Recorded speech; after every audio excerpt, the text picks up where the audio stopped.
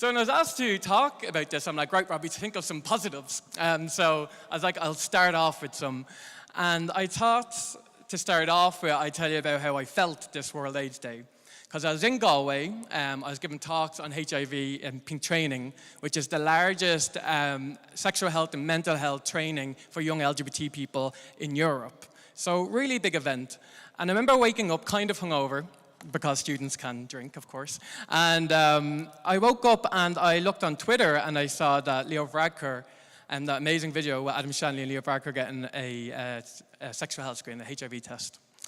And I got a little bit emotional, and I'm not one to get emotional. And the reason why I did is because back in 2012, when I was diagnosed with HIV at the age of 21, I always say it was like living in a deafening silence in Ireland. I knew no one living with HIV, no one talked about it whatsoever. I didn't have a clue about what HIV was. I thought I had AIDS, I thought I was going to die, I heard I couldn't go to Australia, all of these different things. And then I felt so isolated. I felt there was no community. Now fast forward to 2018, on World AIDS Day, not only did I see 5 opposition leaders get a HIV test done, but also the highest office in our country getting it done, talking about U equals U, saying that he's going to put more efforts into sexual health education and sexual health in Ireland. It was just so inspiring, and I kind of felt a little bit emotional because I didn't feel that isolated anymore. And what I got emotional about even more was that was not by accident. That was about the hard work, about all the people who I've worked with over the years, and mainly ACT UP Dublin, the people are here, and the boys and women of ACT UP Dublin. It's just been community efforts to get HIV back on the agenda, and we've seen that on World AIDS Day. So we've come a certain way, which is great. So that's the positive. I think when I was asked to come here to speak, and it was like leaving no one behind, and then I seen the speakers, and I was really, truly honored to be speaking along these people. I also just wanted to address the elephant in the room. And it's the elephant in the room at every single HIV event in Ireland. Where are the women living with HIV on the table? Where are they? The only people who are willing to speak about their HIV status are gay men. And it's the 6 gay men who I only know who live with HIV, who will be open about HIV status in Ireland. They're the only people who'd be willing, even though, for context, there's around 7,200 people estimated to live with HIV in Ireland. Around 930 people don't know their diagnosis. 6 people, and none of them are women. We don't get trans people, we don't get sex workers, we don't get injecting drug users. And without hearing their stories, their needs, their wants, they're erased from the conversation. And although gay men have driven the HIV agenda, and we've seen what happened on World AIDS Day, we tend to overtake the narrative a lot of the time, and I think we really need to self-reflect on that, because that is to the complete detriment of other people living with HIV in Ireland. And I see that every single time I talk to women living with HIV in Ireland. They feel isolated, they feel like they have no supports, and I don't see it getting any better.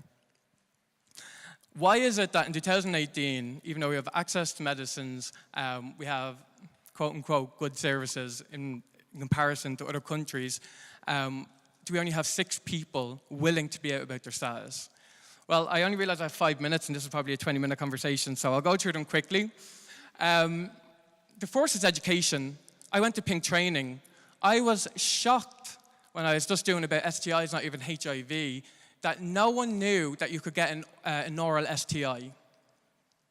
Let alone HIV or AIDS, they didn't even go into that. They didn't even know you could get oral gonorrhea or oral chlamydia through oral sex.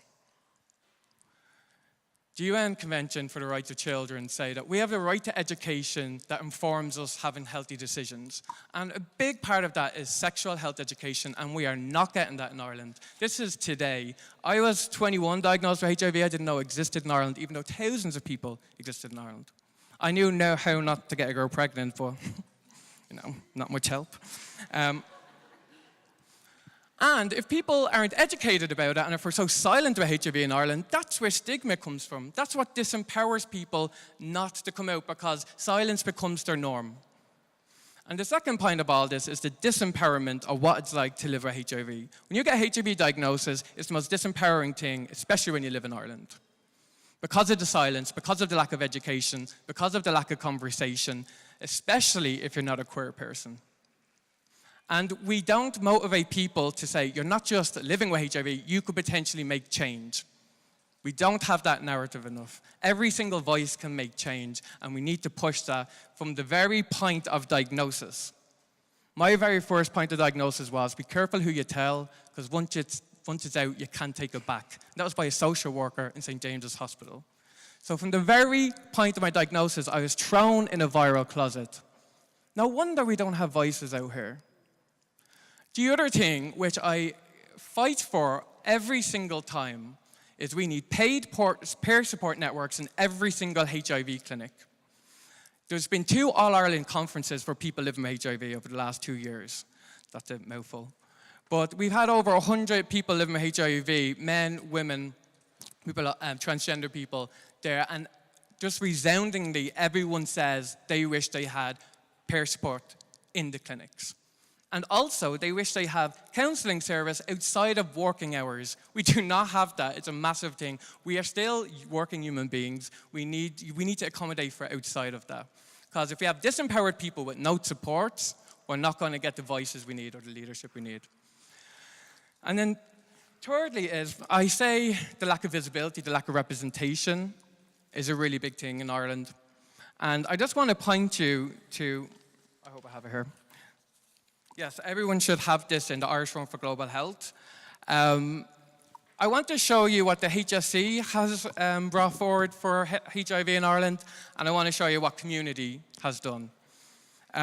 This is the Laid Bare campaign done by Man to Man, and I'll read it out to you because it's illegible. And this is in every gay bar in Ireland, and we're the highest risk of HIV in Ireland. Being undetectable can be the benefit of HIV treatment. Being invisible can be the impact of HIV stigma. Right. I just want to show you this because hands up, who looks at this and is like, wow, my mind has changed in Ireland, on HIV in Ireland. I'm going to get a sexual health check. I can't wait to know my status. Who looks at this? This is the biggest waste of money and resources I have ever seen. And the reason why I'm angry about this is because it affects every single person I give peer support, every single person I meet diagnosed with HIV. And we know it is ripping through the LGBT community as it is, and women living with HIV. So that's why I'm angry.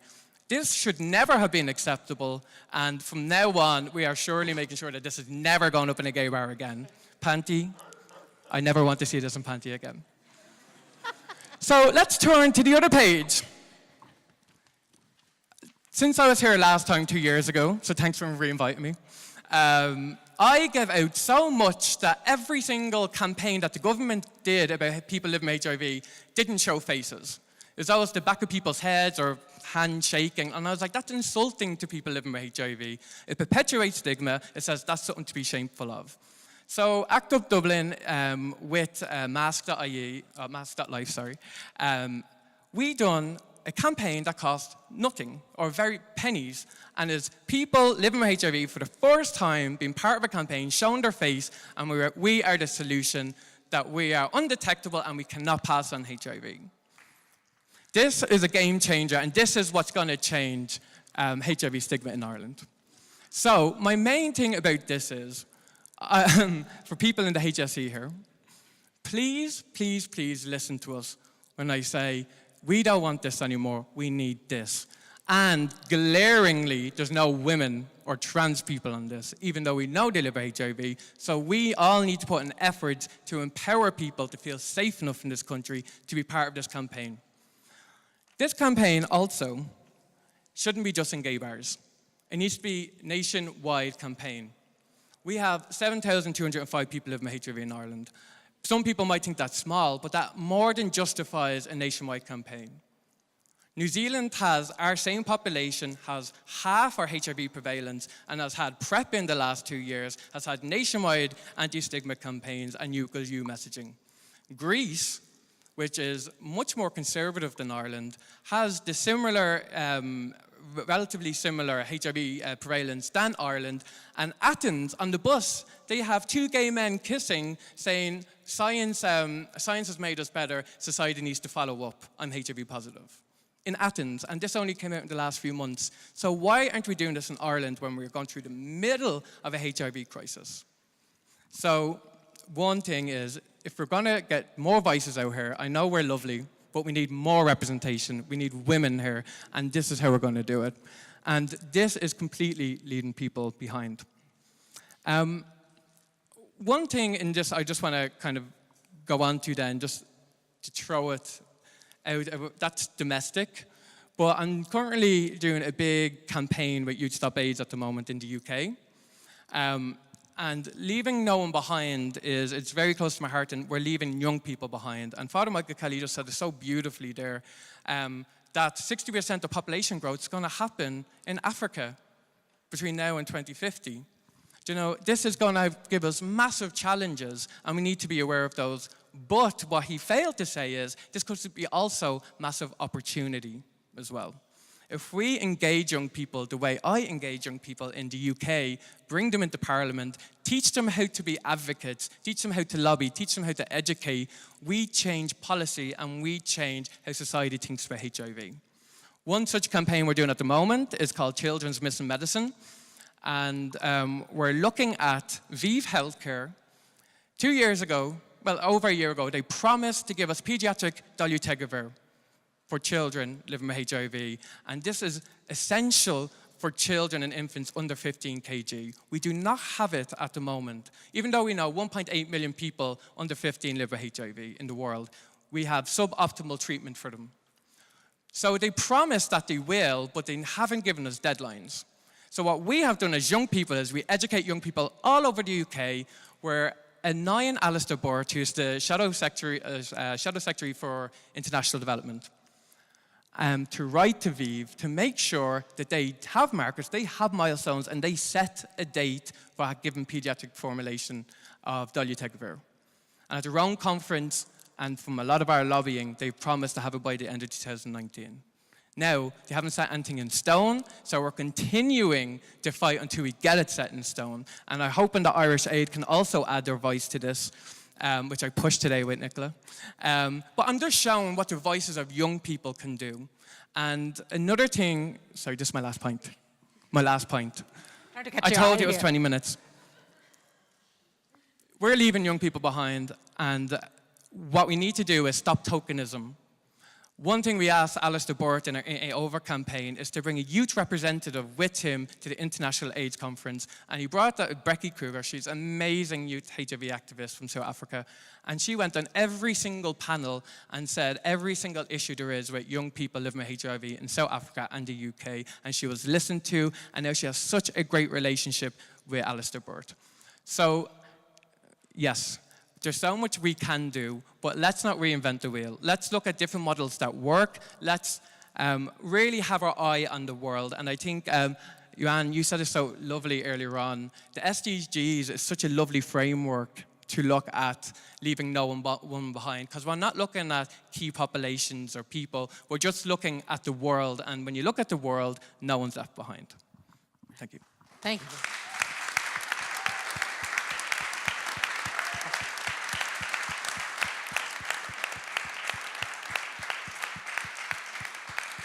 I was trying very delicately to catch his eye. I was like, how often do you have a gay man saying, "I want a woman"? Thank you very much. Yeah, I love that. I love that. I want a woman for the posters. I think it's brilliant. So I think, Nicola, we might come to you. Great, thanks very much, Dill, and good evening to everyone. And just first of all to say, really sorry that I was late and I missed the initial speakers, Minister Kieran Cannon. It's great to see Minister here. He's been a stalwart of support since taking up his role on international development cooperation. And it's great that he had the time to come and spend with us this evening. And I think just for me to say, I will respond to some of the things that Robbie said. I think first of all, it's such a privilege to be here. 13 years ago, in 2006, we launched the Professor Michael Kelly Lecture Series on HIV. And it was with my colleague over there, Maura Matthew, and myself, who actually got this through as a government commitment for 3 years. We're 13 years later. This is the 13th lecture, and just coming down tonight, I was getting quite emotional about it because, you know, Michael is very elderly and it's a big challenge for him to do his talk every year now by video, and he makes such an effort. And he continues to motivate and inspire, I think, everybody in this room, and me in particular. I get a lot of energy from Michael. He's just a fantastic individual. And even though he's elderly, his mind is still incredibly alert. And he is so incisive in what he has to say and how he actually says it, and the messages that he gives to us in terms of the work that we are doing in this area. So it is great to be here, and really, you know, commend Michael too for all of his efforts and for everybody for being here. I think just from Robbie, it's fantastic to hear Robbie, such a strong advocate, really speaking out on behalf of HIV positive young people and older people in Ireland. And there are huge challenges you've laid out there. And I think we need to obviously reflect on those challenges. And I think from my perspective, working in the Department of Foreign Affairs and Trade on our international development cooperation, those challenges are doubly, triply, quadrupled, amplified in terms of sub-Saharan Africa, where the HIV/AIDS pandemic is still at its worst. And while I know people have mentioned the huge strides that have been made towards addressing HIV and getting more people on treatment, and that is fantastic, but there is still huge issues around access. There's still huge gaps in terms of preventing further HIV infection. And those who are most vulnerable, and I know we're talking about leaving no one behind, and in this context, those who are most vulnerable are young adolescent girls. They're the ones who are getting infected the most in sub-Saharan Africa. There are people on the margins of society, those who are poorest, those who are not accepted in society because of their sexual orientation. Men who have sex with men, sex workers, drug users. In a lot of the countries where the Department of Foreign Affairs are present, these are huge challenges, and a lot of those issues are criminalized. The legislative frameworks go against people. There aren't services to support them, and there are huge challenges in meeting the needs across that spectrum. I will say, and Minister Cannon has been to the centre of the department developing a new policy on international development, and hopefully we'll be launching that over the next month or so, early in the new year.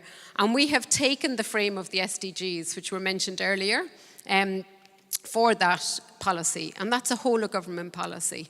We've taken the rallying call of leave no one behind, and particular, if you look at that rallying call, it talks about reaching the furthest behind first. So really getting to those who are most in need. And we are putting that up front and centre in terms of our new policy and what we will be doing going forward on international development cooperation. And in the public consultations around our new policy, we got huge support, really strong validation for that framework and for taking that leave no one behind and reaching the furthest behind first to the fore. But I must say, we're challenged by that. It's not going to be easy. And I think we need to really recognize that and be realistic in terms of what it actually means. The furthest behind first are often very difficult to identify. Where are they? If they are on the margins of society, often they're quite isolated. They don't have a legal status in many places. They don't want to be seen or to be found. Yet they're extremely vulnerable. So targeting those who are left behind is actually a real challenge. It's riskier. Often the environments in which you find people most left behind are more risky. They're either geographically isolated or they're risky environments. The cost is going to be greater, and the investment will take longer to yield results. And that, from a political perspective, is a real challenge, where obviously we have to be demonstrating results for the investments that we make. So in taking this very bold stand from our government, and Minister of State's been right behind it, the Taoiseach is right behind it, it's a very clear statement of what the Irish government stands for. And what we want to do and are going to try and do over the next phase of our international development cooperation. And that will be around our political advocacy, it'll be around our diplomacy, It will be around our collective action with other countries to bring our voice to bear on a lot of these issues and raising them in international fora where we have a voice and where others don't. And then also through our funding and providing finance for the services and the supports that are needed to address a lot of these challenges. So I've been very proud to be at the forefront of developing the new policy and in having such political commitment and public support for the work that we're doing. And on HIV, it's going to challenge us as we go forward, as I said, in actually meeting the needs in the countries where we are operating. And in many of those countries, civil society space is becoming increasingly restricted. The legislative frameworks are very I suppose, conservative or very restrictive. They don't provide support for people in a lot of these contexts. And a lot of the work that the Irish government can do in those contexts will be, one, sharing our own experiences here in Ireland and how we've gone about it. Two, sharing experiences like from Oanh in Vietnam and how they've gone around mobilizing a civil society movement and support and being able to engage with government. But also doing a lot of soft diplomacy, a lot of support behind the scenes, which isn't visible, but which we are enabled to do as the Department of Foreign Affairs in many of these countries. And I know there's a very strong commitment from the government to continue to do those.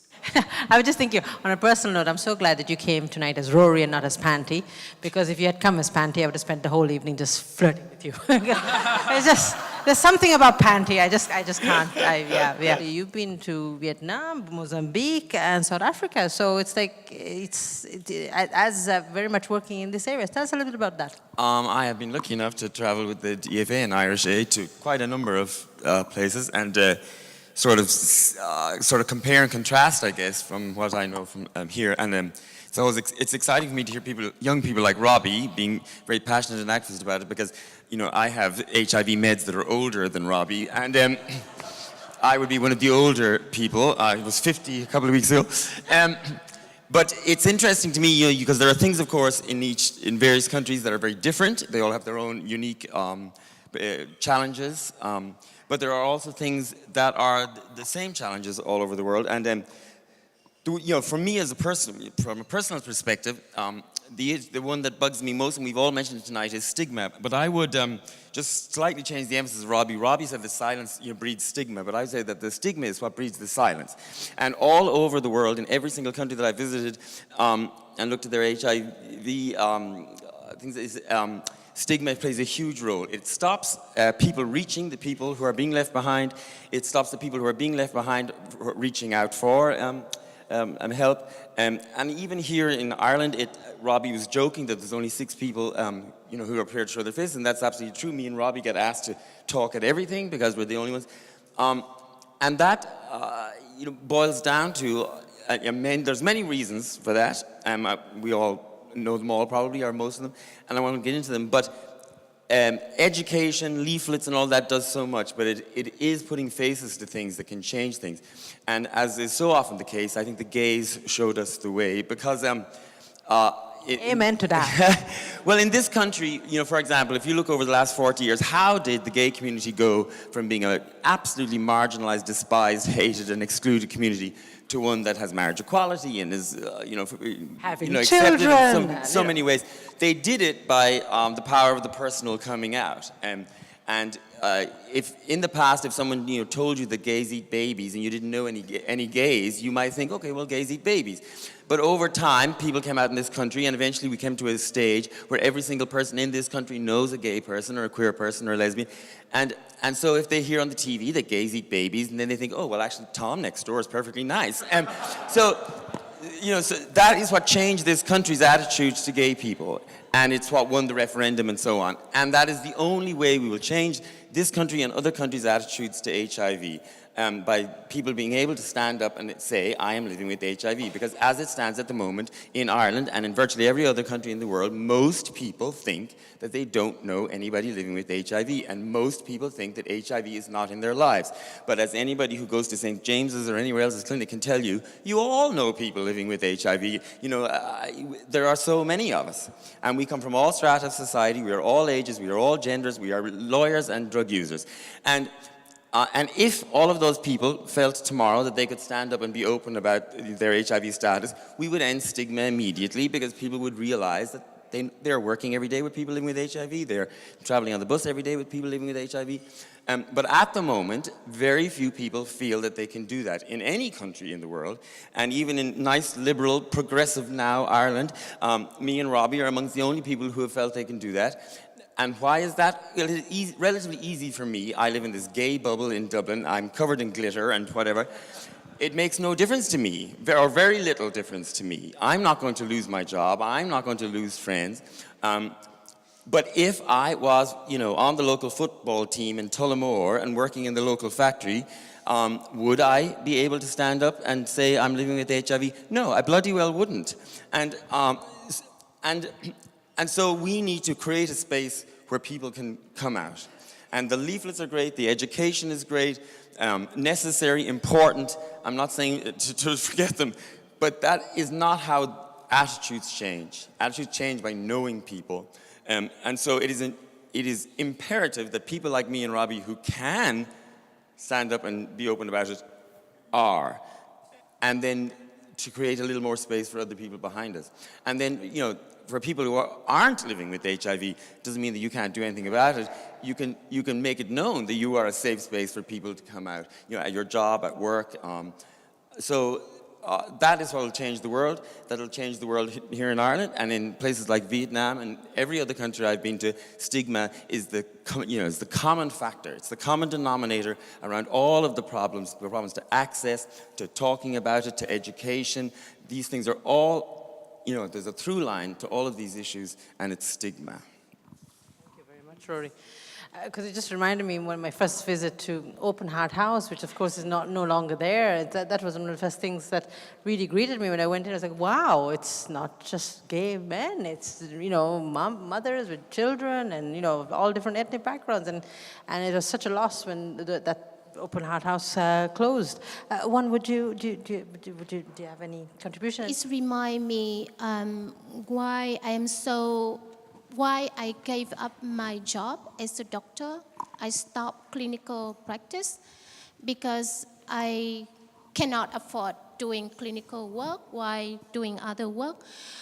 In 2005, I was selected for a fellowship in the Yale University in the US. I spent 1 semester in the university. I learned a lot when I was there. But what I remember about the time at Yale in the US is that 2 people living with HIV, 2 young men who are among the patients that I support, committed suicide. It hit me big way. I felt guilty. I thought that if I was in Vietnam, if I was there, they could speak to me, that they may survive the weak moment, that they would still alive. There was the 2 young men, both university students, getting into drug and got HIV through sharing needle. And that what killed them was not HIV, because before I left, they was relatively healthy. Their CD4 count was still good. But what killed them was stigma. The loneliness that they felt that they are alone, nobody was there for them. And that is one of the motivations why I thought it's really important that the community get together, that they know that they are not alone, that there are other people out there supporting them when they have a downtime, when they feel tired and lonely. So that is really important, community mobilization. But also through the work, I was a doctor, I was a researcher. I thought that I am going to help the people. But as I'm working with them, I learned that actually they know many things that I don't know. They have the resilience that I may not have. Think about being a homeless person surviving the street. Think about being a drug user, wake up in the morning and you need to find money to go through the craving, to avoid the police, to avoid the curious eyes of people. They have a lot of talent. They work hard. They have a lot of know-how. So that's why I started the organization, my NGOs. Our slogan at the beginning was awakening potential, to create the environment where people can use their potential. And I believe in the power of the community. The more I work with them, the more I am impressed and the more I believe in their power. So back to Nicola's point about leave no one behind and the challenge of getting the people further behind. They are behind not because of themselves. It's not because they are lazy. It's not because they don't know the things. They have a lot of knowledge. They have a lot of skill. They are left vulnerable in many circumstances because of the structure factor, because of stigma, because of discrimination, because of legislation, because of some unfortunate event in their life that nobody helped them to recover. So if we are able to help them to organize, to have a collective voice, to advocate for themselves and to support themselves, you will see the miracle. I see the miracle in the story of Tom and Son. And in the video, in the clip, you saw many children. People, when we organize annual meeting, there are a lot of children because people living with HIV, sex worker, drug user now can put their life together. And they have family, they have children, they are proud to bring their children to the meeting to share their happiness with others. So again, I think for SDG, for Leave No One Behind to really, really work to become a reality, you really need to empower community and to mobilize community, give them space and support them so that they can do their work on their own. I believe that I'm only the facilitator. I just build the bridge, but the community do the work. So now my favorite time of the evening when we hear the voices from the floor. You've been so patiently sitting there taking in all the wonderful contributions. So we'd love to hear some questions from the floor. So maybe you might stand up and give us your name, organization, and then fire away with your questions. Come on, folks. Yeah, we got two over here. Perfect. It's actually not a question so much as just a comment. I just want to say it's coming to the end of the year. And sometimes at the end of the year, we're looking forward to our holidays and a break. But I find this seminar one of the most inspirational, one of the most motivational. Just being here and being present and listening to everybody. Honestly, I just think I am more fired up now for 2019. And I really just want to thank you sincerely for your honesty, your integrity, for your courage, for your boldness and your bravery. I just think it's outstanding. And I just felt compelled to say that and just thank you from the bottom of my heart, all our hearts, sincerely. And help us to, it just helps us to do what we do better. And I'm just thrilled to hear that Irish Aid are really going to invest in the farthest behind. We know it's not easy. We know people want to see results. We know it's a very brave decision. And I want to commend you, Nicola, and all the Irish Aid team and the Minister. And just say thank you, because it's what we want to do as NGOs, and you now will work with us, and together we will reach the farthest behind. So, Mila Buikas. Go on, you good thing. Amazing. Thank you. Hi, my name is Sinead Murray. I work with Mission Cara, and I'd just like to echo what you said as well. I feel really inspired when I come to these events. My point is, or my question, I have a question and then a point really I'd like to make. Often I recognise and respect the focus on women and on children, especially with regards to the HIV and AIDS initiatives. One thing that's recently struck me over the last few years, I suppose, is that I feel a little bit suffocated that the responsibility of reproductive and sexual health falls on women, and there's a lack of, I suppose, engagement with men. And one of our members recently, it's been really fascinating to read about, has focused on men because that's what they felt was appropriate in the context that they worked in, and they saw an increase of over 50% in men engaging in the primary healthcare facility, and then engaging with the women during pregnancy, etc. So I think that's something I really feel passionate about, is engaging men at home and abroad. And I kind of wanted to ask you what you thought were the most important practical initiatives that we should focus on, or even ones that we need to upscale. So thanks a million for your time. Joseph Loftus, St. Peter Sibsborough. I wanted to ask Dr. Ona, I hope I'm pronouncing that correctly. My experience is in Asia, in China, and I wondered if it was comparable to that of Vietnam, where the social structures are somewhat similar.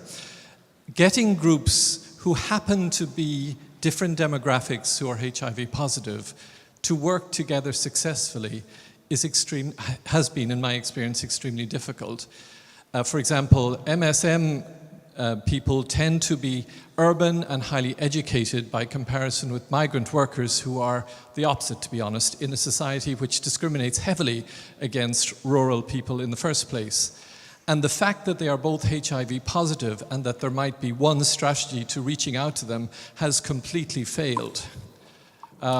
Let's all be one group together has not worked. The migrants tend to be marginalized. They don't feel confident to speak out, even in the closed circles that are created for them.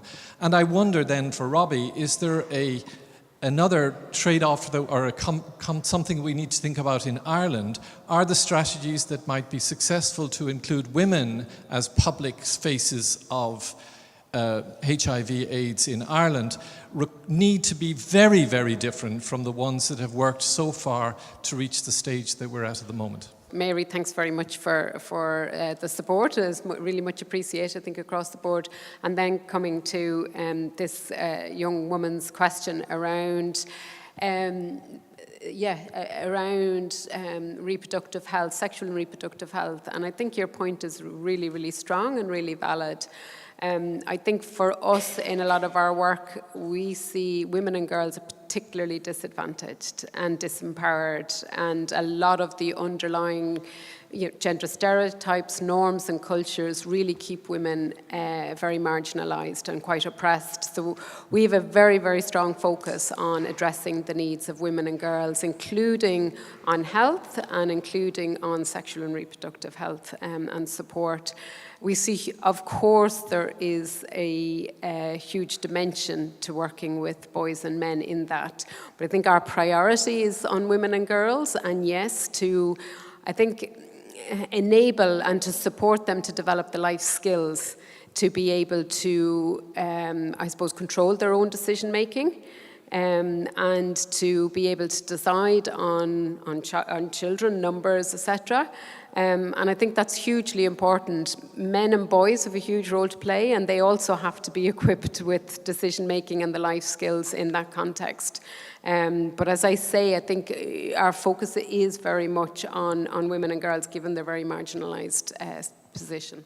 I really love your question, because my PhD is on young men living with HIV who face stockouts in Uganda. And the reason why I picked young men was mainly because I had to, because there's a gender dimension to it all. But I was very interested in that there's such a lack of research on young men living with HIV, especially in Uganda, what I'm looking at. Just trying to doing my literature review at the moment, I'm just trying to scramble to get anything to look for. And I just find it more and more vitally important, because yes, we should focus on young women and girls, but because they're more vulnerable. But if we're not looking at masculinity's culture, we're not going to get to the root of the problem why women are more vulnerable in the first place. And if we don't have the research, we can't answer those questions. And the reason why I'm very interested in stockouts is because masculinity's culture, men are seen as weak if they're not the breadwinner. They're seen as weak if they're looking for if they're looking for healthcare facilities. This isn't even just in Uganda based, this is everywhere. We're seeing that people living with HIV in higher income countries are living longer than HIV negative straight men, because their arm could be falling off and they wouldn't go to the doctor, So this is everywhere, this idea of masculinities, but more particularly in conservative countries. So absolutely more research needs to happen. That's what I would push for now. The more research we have, the more understanding of masculinities and what it is to be a man, and the pressure on young people, whether it's to have a bride price, right, you know, or whether it's to get a job and to have those breadwinners. And I'm sure people who work in these areas would have a deep, deep understanding of that as well. So definitely more research and more focus on that. And more men, young men, fighting for the rights of young men.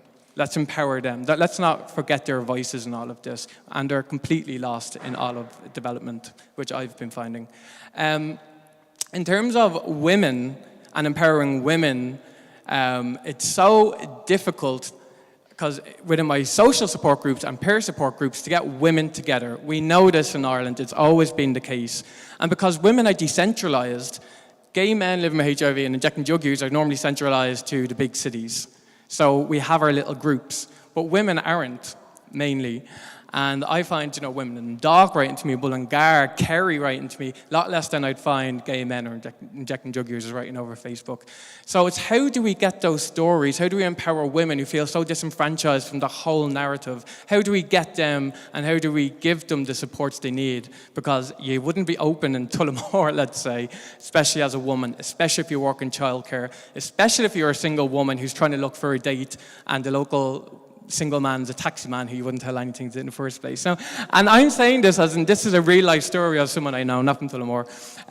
So yes, empowering women is very, very difficult. And we have to realize gay men or heterosexual men generally have this sense of community as it is. We have this underlying factor already. Well, women don't generally have that. And they could be migrant women, which is a lot of them, and then there's Irish women, and they don't feel like they're connected as well as gay men. So trying to bring them together is so super difficult. However, I know, sorry, along. Was anyone here at International AIDS Conference this year? Yes. Excellent. It was brilliant. One of my favorite things, and I said this before at the feedback session, was Catwalk for Power. And they got, and in Positively UK, the women's section, I don't know the name of it, but they got a professional dominatrix to come in and teach over 30 women how to strut. And so what they did is I love it. She was incredible. Her name was Madame Storm. She was a 6'4" black woman wearing like 8-inch heels. It was just she better than Panty. No, don't go that far, Robbie. That's impossible. But she gave them empowerment classes. And what also she done was they set up a very public fashion show. And these were women from everywhere. And they didn't have to be part of the fashion show that night. And they got MPs to come along to talk about the importance of community mobilization and putting money into community initiatives. But every single woman who made all their outfits made masks. And they were all going to wear their masks on the night because even though they were empowered, they still didn't want to go the extra mile. And then something on the night changed, and not one of them wore their mask on the night. And for the first time in front of a roaring crowd in a stadium just like this, in front of MPs, women went out and showed their face. So what we're not doing enough is thinking outside the box of how to get women together, empowered, whether that's making clothes for a fashion show, cooking groups like we see in Direct Provision. You know, we're not seeing things like that, and we're not putting money into it as well. So we really need to focus on what do women want in Ireland and how do we get them together and empower them. Right, so 2019, we're going to have that event in Ireland, and Panty is going to teach them how to strut. Come on, I think it's brilliant. Irish Aid, make this happen, okay? Amazing, thank you, Robbie. You heard that first here, okay? We'll keep an eye out. You want to come back to the panel, or we'll take one more? Well, nobody really addressed your question there, and you're absolutely 100% right, and we see that on the clinical level all the time. Like in the clinic, the things that you have to, managing the drug user community in the clinic is very different from managing the gays. You can give the gays, a simple magazine and they'll all turn up, whatever. Whereas there's a lot of time spent running after the addicts and trying to get them to, adhere to their medication and all that. And so on a broader level, it's absolutely true that one campaign doesn't fit all. And there are diverse communities that are affected by the same virus, but they are diverse communities, and diverse communities need different approaches. But I think that's more and more is recognized.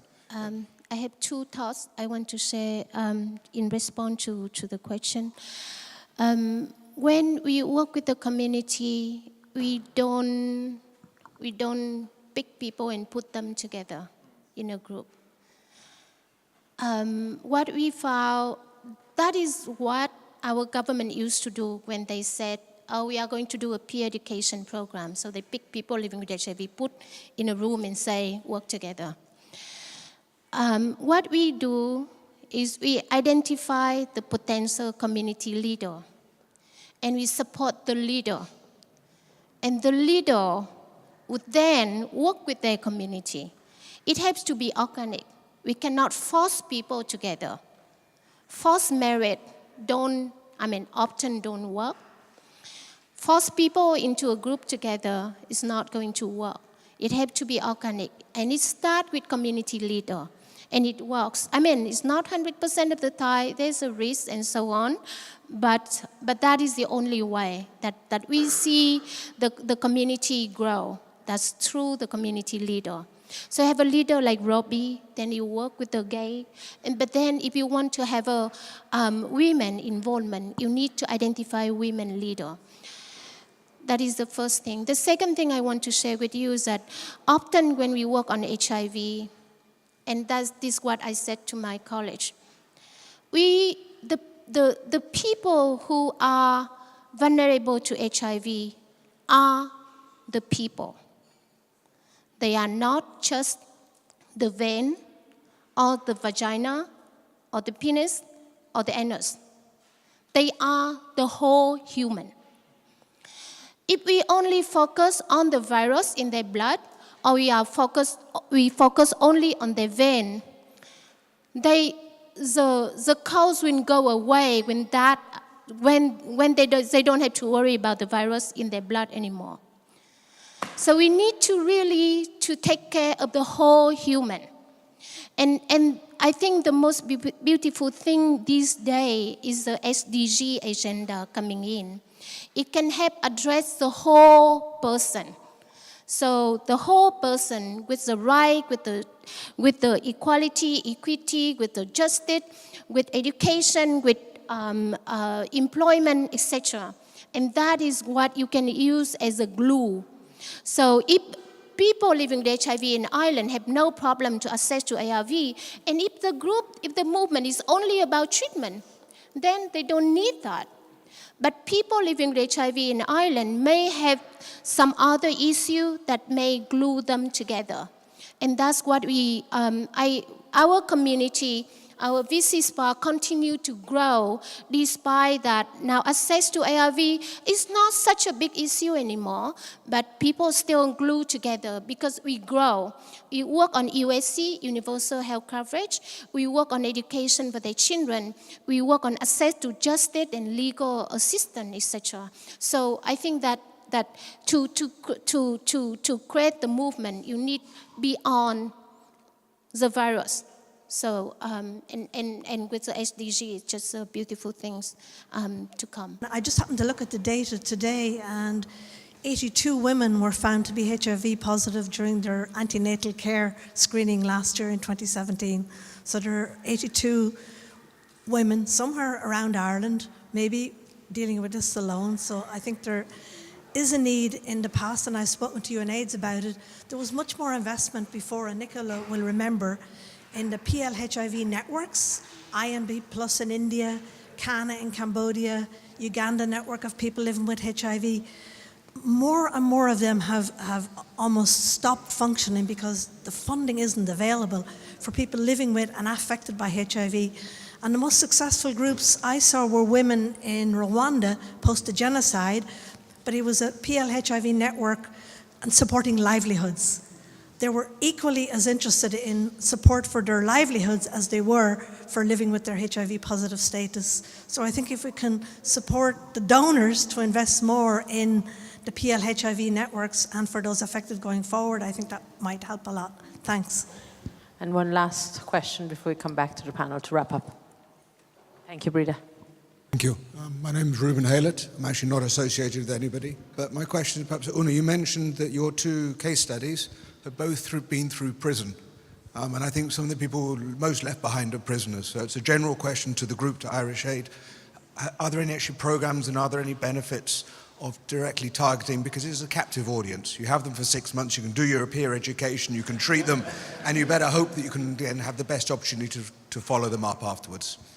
Thank you very much. Sorry, what's your name? Ruben. Thank you so much, Ruben. So final, really, thoughts from the panel. You have plenty there. So Thanks for bringing up funding, because we can't have this event without talking about Ireland's where we should be and where we should be in our funding. We have completely deprioritised HIV over the last few years. We've seen a complete reverse in the trends of how much we're given in terms of percentage in our ODA. Like between 2014 and 2016, an average out over 9% of our ODA went to the HIV response. 2017 was 6% of our ODA, overall ODA went to HIV response. We know that there's a $6 billion annual funding gap if we're going to reach our targets. UNAIDS set this. And as a donor country to the Global Fund, we just cannot afford to go backwards. And I know now that the Fine Gael government have put forward that we are going to increase that. And I just really hope that you can make this commitment that with this we see an increased commitment to the HIV response. And not just a little one, but a vast one, because we need to reach our targets. Just picking up on that last one, and I suppose it goes somewhere to Breda's question around groups living with HIV. I mean, the funding globally, it's not just Ireland's funding, but globally to HIV has reduced significantly. And part of that was the financial crisis, but it's also partly because different things came forward and different things have been funded. I think our commitment is there, it's strong, and our commitment in terms of our funding, the government in Global Ireland launched a new strategy to expand our global influence and footprint in June, and within that strategy there's a very strong commitment there to reaching 0.7 of ODA by 2030, and that would see a tripling of our budget. The Taoiseach, the Taoiseach, the Minister have spoken very strongly about that commitment. And if we see a tripling of our current budget on ODA, it gives us the opportunity to do lots of new things, different things, and to return to some of the levels of funding that we had previously. I mean, the aid budget was cut during the recession, as were lots of budgets right across the board. And there was a significant effort made by the government to protect as much as possible the community type of groups that you were talking about, because they were the ones who would suffer the most in terms of the cuts, as opposed to some of the bigger organisations that would survive. So I think there is a strong commitment there. I think we do have a lot of work to do to bring it back up to previous levels. But some of the key organisations that we're funding, like the Global Fund, continues to be a very strong partner. And we continue to engage on the community response, which is a very significant one. But also one of our key agendas has been pushing these organisations to invest further in really complex environments. Countries who are affected by conflict, who are affected by fragility, and don't have necessarily the same level of access to international resources as other countries.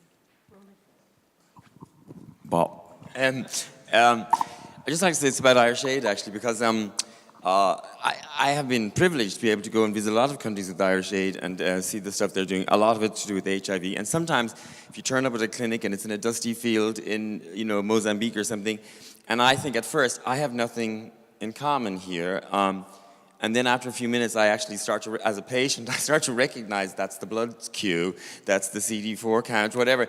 And it turns out we have a lot of things in common. But I would just like to say that people don't appreciate enough what Irish Aid does. And I know that one of the reasons they bring me to some of these places is so that I can come back later and talk about it to Ray Darcy or whatever, so people get, to whatever. And I'm happy to do it. But I always wish that every Irish citizen could do one of the trips, because it is remarkable what Irish money does around the world. It's remarkable how careful Irish Aid is with it, and the people who work for Irish Aid, how absolutely straight up, solid, decent women from Cork often they are. And it would make you proud to be Irish. Sometimes I come home and people are just bitching, and you would think we live in the worst country in the world. And I just think if you could just do one of these things, you'd realize that we do some things really well, and this is one of them. And it doesn't matter what government is in or out, the same people are on the ground, channeling our taxpayer money in the most amazing way, doing the most amazing things. And I just always wish that every Irish citizen had a chance to go and visit one of the many projects that we support, including in Vietnam, some really amazing stuff. So, yeah, if I had a Christmas wish for all of you, that would be it. But unfortunately, you can't, so they send the pretty one instead.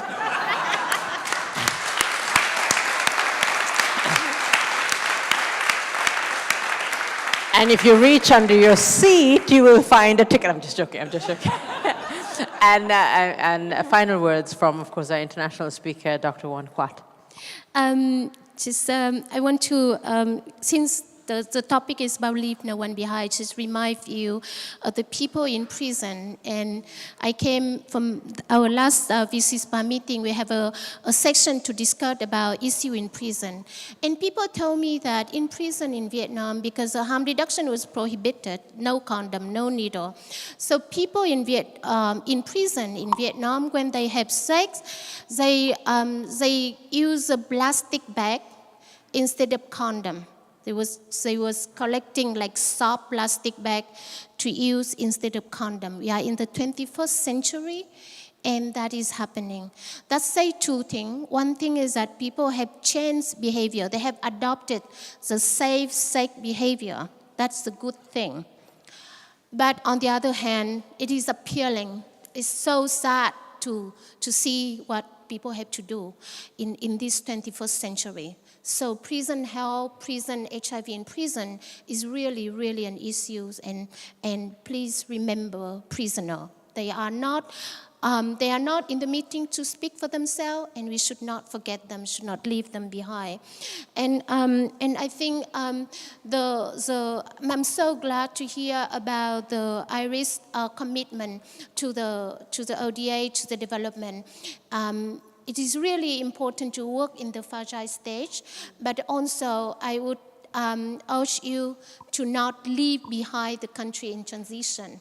Like Vietnam, like people say, oh, you are doing very well, but the inequality has growing, the inequity have grown in the country in transition. So now people like Tâm and Sơn are comfortably on ARV and methadone supported by the Global Fund, but if the Global Fund leave, then they are worried. People are already panicking about that. So please don't forget that. And my last word, I would once more to thank Irish people, to thank Iceland for the great work that you have done for the world. I come here all the way from Vietnam because I want here to be here in person to say thank you. It's great, your vision, your commitment, your funding. It's really contribute in a very, very big way to the world. Your dignity, your value, the inspiration to the world is great. So thank you very much. You can be very, very proud of being Irish. Really, I mean it.